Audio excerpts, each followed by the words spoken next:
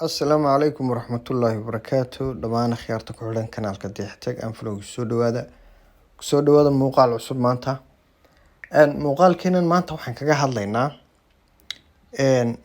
waxa jira muuqaalka markaad duubto imika video duubto oo kale ina marmarka qaarkood aad ama fiidiyowyada ku arkayso ay dadku duubaan inay qofka wixii ka dambeeya backgroundkiisa uu yari blur yahay ama aan si fiican loo arkaynin, taasoo ah wuxuu qofku ugu talagalay. marka hore waad ku duubi kartaa oo waxa weeye waad samayn kartaa kamaradaha markaad isticmaalayso. Haddiise aanad duubin marka hore, mobilekaaga waxaad ku samayn kartaa inaad blur ka dhigato. Soo dhawaada muuqaalkeena maanta.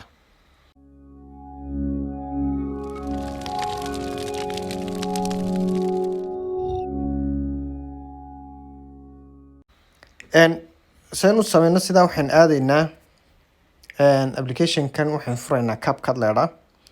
CapCut markaan tagno waxaan soo furayaa muuqaalkaas iigu sarreeya. Muuqaalkaas sida markaan u imaado waxaan aadayaa qaybtaas ay ku taalo effects-ka xagga hoose. Video effects-ka sii tegaysaa. Video effects-ka markaad tagto waxaad aadaysaa qaybtay ku taalo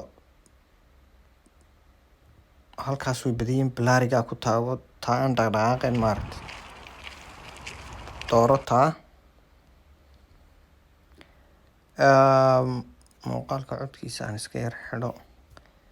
Okay, saa ku dhamaystir fiidiyowaagii saasaad ka dhigtay, sidaa ku save garayso. isagoo saasaad ku save garaynaysaa. Markuu inoo dhameeyo waa kooban yihiba waa 70 mar iyo 30. saasuu inoogu dhamaystiray. Okay, waan leeyahay new project baan furayaa. Waxaan soo ku dhufanayaa muuqaalkaygii hore ayaan keenayaa. Muuqaalkaygii markaan keeno waa kii imika aan blur-ga ka dhigay. Qaybta hoose aadaya halkan effects-ka doortay. Imika waxaan dooranayaa overlay baan dooranayaa. Add overlay. Muuqaalkaygii hore aan kusoo darayaa aan marka hore blur-ga ka dhigay, laakiin markiisii hore originalka ahaana blur-ga aanu ahayn. Sidaa markaan u saaro way isdul saaran yihiin. Waxaan sameynayaa kan hoosaan ku dhufanayaa, kan hoose ee overlay-ga. Deetana waxaan leeyahay remove background. waa inoo dhamaystiray. Hadda bal muuqaalkeenu u fiirso siduu noqday.